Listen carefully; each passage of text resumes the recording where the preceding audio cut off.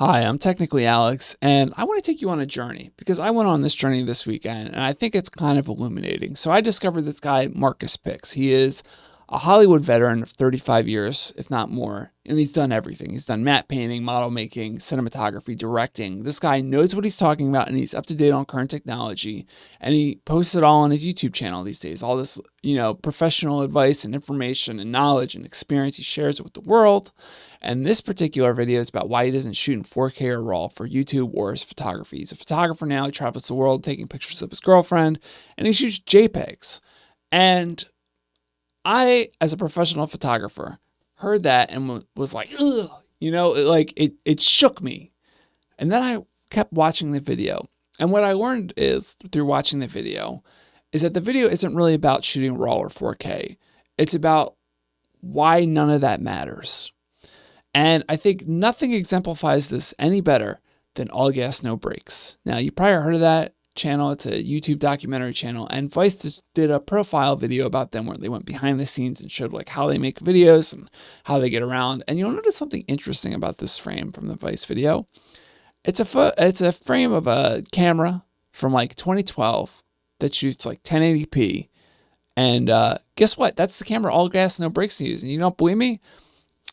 Does that look like it was shot on a Sony mirrorless camera? No, right? Well, do you see how many views it got? It's got 5.1 million. That's crazy, dude, right? All Gas, No Brakes' entire channel is just banger after banger. Millions upon millions of views, and they all look just as bad as that video. Like, look at this video quality. That's horrendous. It's got no dynamic range. It's super soft and artifacty, infinite depth of field because it's got a really small sensor. Ugly footage, right?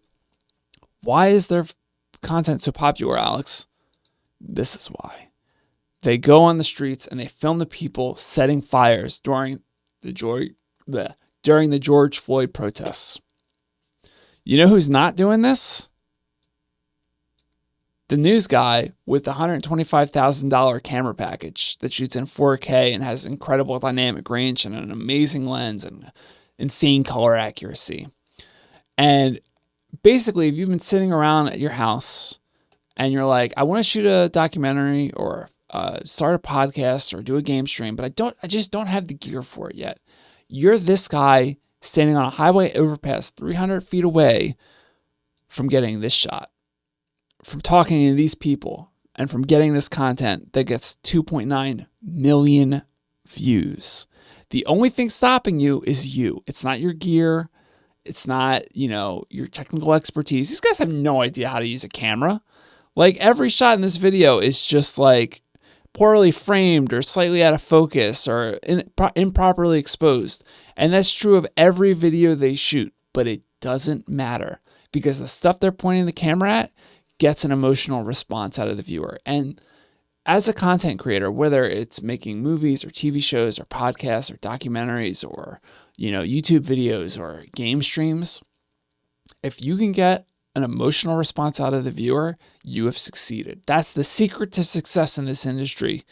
Content creation is all about getting an emotional response from the viewer. And if you can do that, you're going to get the views. Now, what kind of kickstarted this particular video? Like, why I'm making this? I saw all these other videos and I was like, yeah, of course. Like, I knew this stuff. It's all stuff that, I grew up around. I've been a professional photographer for basically my entire freaking life. But the thing that kicked it off for me was this video. This is a video that is very typical of like the tech review space where you have a guy that has some sort of experience talking about why you should buy this thing over that thing. And after watching the Vice video and finding Marcus Pix's channel, this video now bothers me.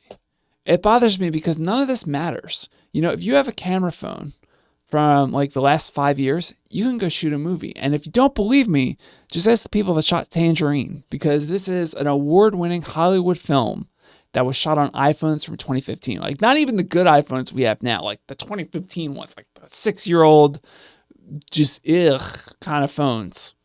And they shot an award-winning feature film with it. And it's an incredible movie. And it doesn't matter what it looks like because the story they tell and the characters they show are just incredible. That's the secret.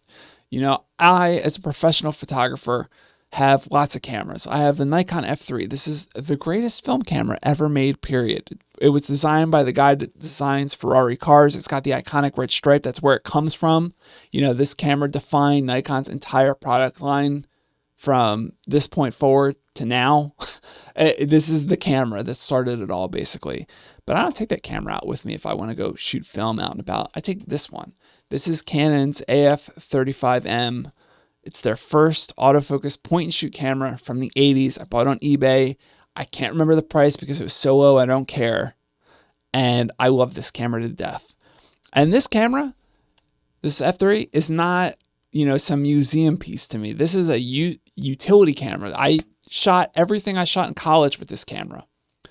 And I don't want to take it out because I don't need it. I don't need to manually control my aperture or my shutter speed. I don't need manual focus. I just need a camera that takes pictures.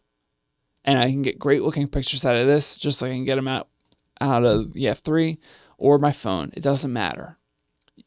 If what you're pointing the camera at is interesting, that's what matters. So, if you've been debating doing your podcast or starting your YouTube channel or making a stream or writing your script for a video or film or TV show, whatever, just go do it. Like, the worst thing you can do is worry about whether or not your camera is good enough to film the interesting thing you got stuck in your head. Just go do it. Honestly, just go do it. That's the secret. You want to be successful in this industry? Go point your camera at something interesting and tell people about it. It's all you got to do. Anyway, I know this is a bit of a weird video, but if you liked it, please leave a like and we can talk about it in the comments below. Thank you for watching.